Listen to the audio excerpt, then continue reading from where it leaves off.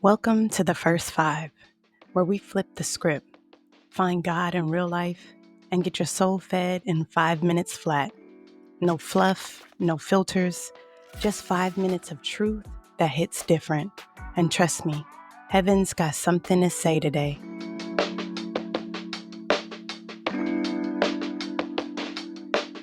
Good morning, family. We have made it to another week 7. Okay? And today, it's Miracle Monday.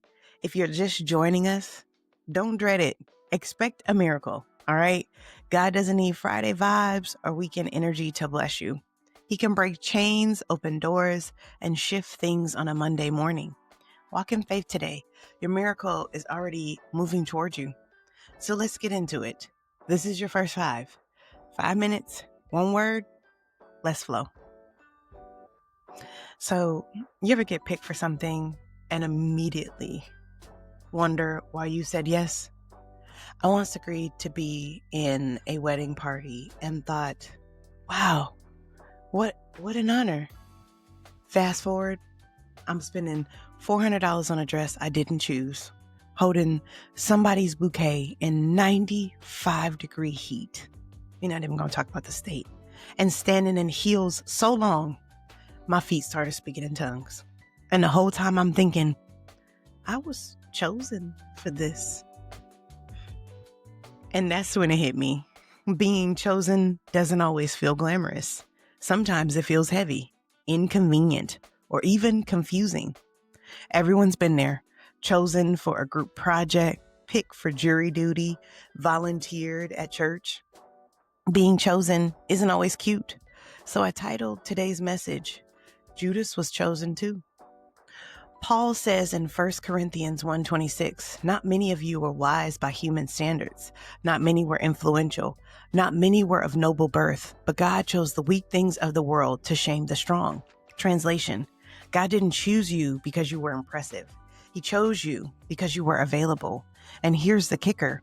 Even Judas was chosen. Jesus knew what Judas would do, and he still gave him a seat at the table. That's not just a warning. It's a window into grace. God's choice is rooted in grace, not human status. In a world obsessed with status, platforms, and followers, God's kingdom flips the script. He chooses differently. So let's talk truth. Being chosen doesn't equal being comfortable. Judas reminds us being chosen by Jesus didn't come with comfort. It came with a cross-shaped assignment. He sat at the same table, heard the same teachings, and saw the same miracles, yet still struggled. That shows us being chosen isn't about feeling good. It's about being faithful when it gets heavy. Discomfort is not disqualification. Pressure is not punishment. It's preparation. Diamonds are formed under pressure. And if you feel pressed right now, maybe God is pulling something priceless out of you. My second point. Culture glamorizes. God sanctifies. Our culture tells us being chosen means spotlight, applause, brand deals, or blue checks. But Judas shows us that proximity to Jesus doesn't mean protection from our weaknesses. It means exposure to grace. Being chosen isn't about platform. It's about surrender. The world says chosen means popular. God says chosen means set apart. That's good. The culture glorifies stage lights. God glorifies sacrifice. The stage wants your performance. The kingdom wants your obedience. Ooh. And lastly, every generation needs this reminder. This word is for all of us across ages. Gen Z, teens. Being chosen doesn't mean going viral. It means being faithful when nobody's watching. Millennials. Being chosen isn't about hustling until you burn out. It's about holiness that holds you steady. Elders, being chosen doesn't expire with age. You still carry kingdom assignments. Your prayers, wisdom, and witness are vital. Where have you confused being chosen with being comfortable? And what would it look like to shift from chasing comfort to embracing calling? And where in your life do you need to stop performing for the crowd and remember who actually called you?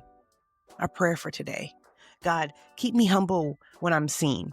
Keep me anchored when I'm chosen and remind me you didn't call me for the spotlight. You called me for surrender. Amen. Now let's seal it by practicing humility and obedience this week. Well, there you have it. That was your first 5. Now go live it.